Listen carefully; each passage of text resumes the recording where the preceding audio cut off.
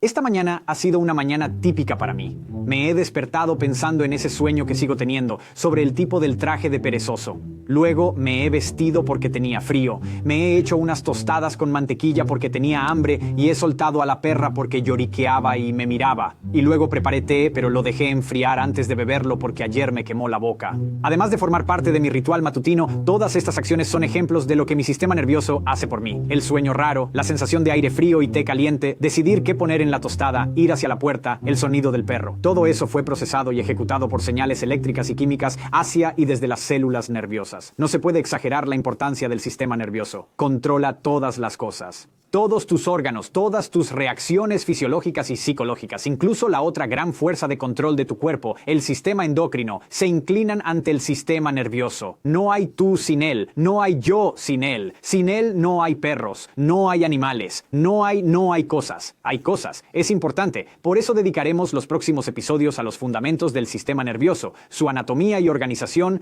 cómo se comunica y lo que sucede cuando se daña. Esto es Control de Misión. Gente.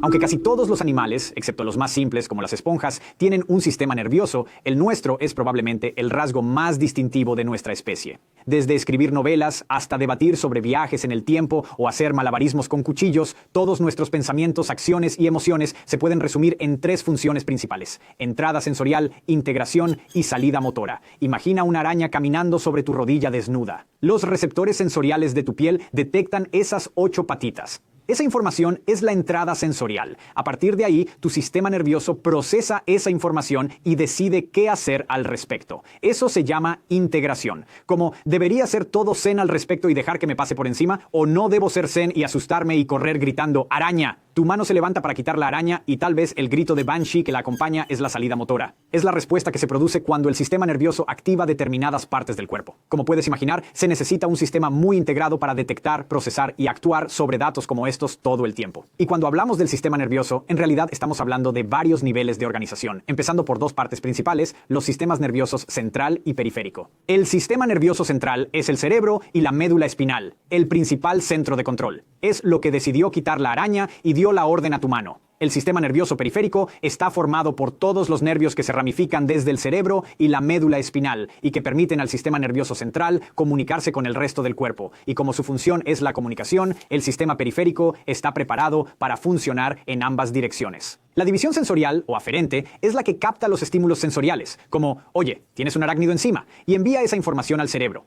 La división motora, o eferente, es la que envía las instrucciones del cerebro a los músculos y glándulas, como, por ejemplo, oye, parte de la mano, ¿qué tal si haces algo con esa araña? La división motora también incluye el sistema nervioso somático, o voluntario, que controla el movimiento de los músculos esqueléticos, y el sistema nervioso autónomo, o involuntario, que mantiene el corazón latiendo, los pulmones respirando y el estómago revolviéndose. Por último, el sistema autónomo también tiene sus propias fuerzas complementarias. Su división simpática moviliza el cuerpo y lo pone en acción, como una araña. Mientras que la división parasimpática relaja el cuerpo y lo tranquiliza, como no era una viuda negra ni nada, estás bien, respira. Así que esa es la organización de su sistema nervioso en pocas palabras. Pero no importa de qué parte estés hablando, todas están compuestas principalmente de tejido nervioso, que recordarás que está densamente lleno de células. Tal vez menos del 20% de ese tejido consiste en espacio extracelular. Todo lo demás, células. El tipo de células del que más habrás oído hablar son las neuronas, o células nerviosas, que responden a estímulos y transmiten señales. Estas células se llevan toda la publicidad. Son a las que siempre damos las gracias cada vez que aprobamos un examen o se nos ocurre una respuesta ingeniosa a una discusión.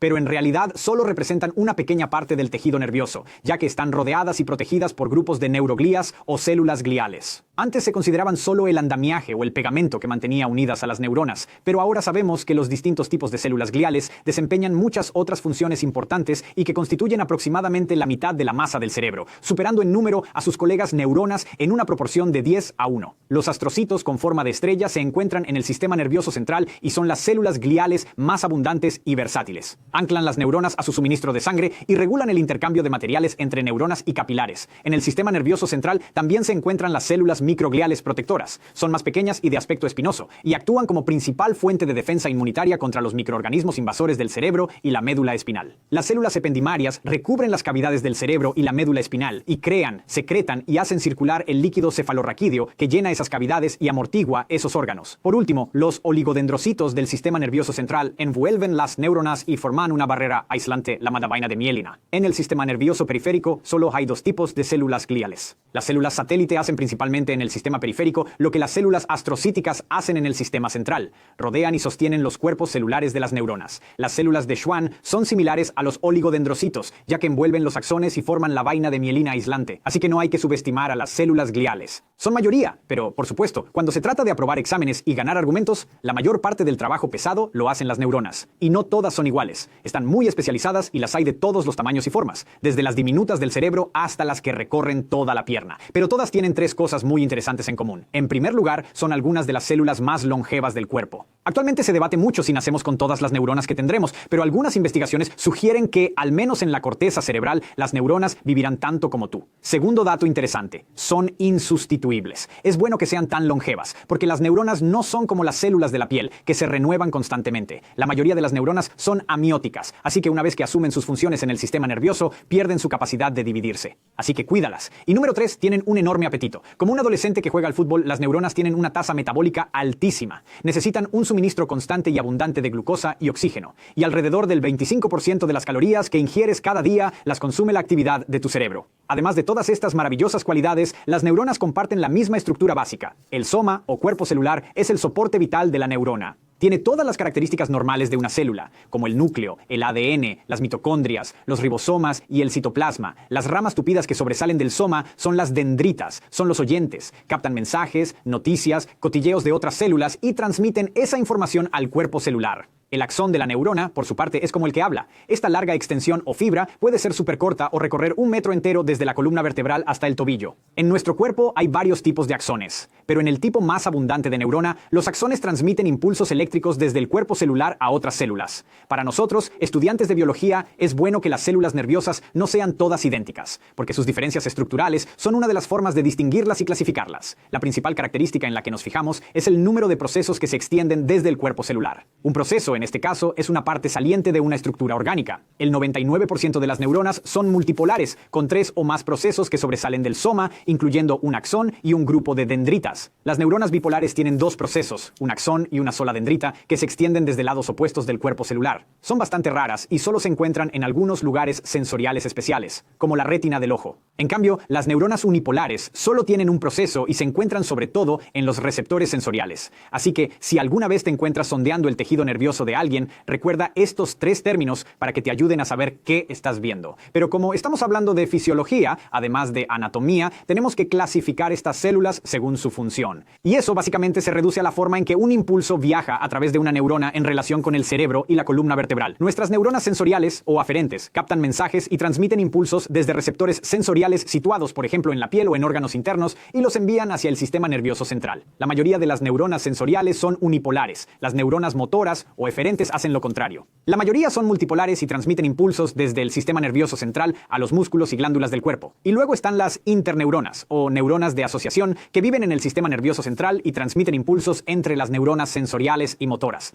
Las interneuronas son las neuronas más abundantes de tu cuerpo y son, en su mayoría, multipolares. Bien, es la hora del conocimiento aplicado. Repasemos todo lo que hemos aprendido hasta ahora en relación con esa araña que tienes en la rodilla. Esas 8 patas rastreras primero activan tus neuronas sensoriales unipolares en la piel de tu rodilla cuando sienten que algo se arrastra sobre ti. La señal viaja por un axón envuelto en células de Schwann hasta la médula espinal, donde se transmite a varias interneuronas multipolares. Ahora bien, algunas de esas interneuronas pueden enviar una señal directamente a través de un grupo de neuronas multipolares hasta el músculo cuádriceps del muslo, provocando que estires la pierna antes de que te des cuenta. Otras interneuronas pasarán esa señal a neuronas que la transportarán por la médula espinal hasta el cerebro. Ahí es donde tu cuerpo reconoce por primera vez que esa cosa es una araña, y las conexiones entre neuronas interpretan y dividen la señal para que puedas gritar y empezar a mover los brazos salvajemente, o mantener la calma y con dignidad quitarte la araña de encima. Todo se basa en las conexiones entre neuronas, lo que me lleva a una nueva pregunta. ¿Cómo es posible? Cómo, en nombre de Jean-Martin Charcot, las células nerviosas utilizan la química y la electricidad para comunicarse entre sí. Es uno de los aspectos más asombrosos y complicados de tu sistema nervioso, y básicamente de toda la vida, y es lo que trataremos en nuestra próxima lección. Hoy has aprendido cómo la entrada sensorial, la integración y la salida motora de tu sistema nervioso básicamente gobiernan tu mundo.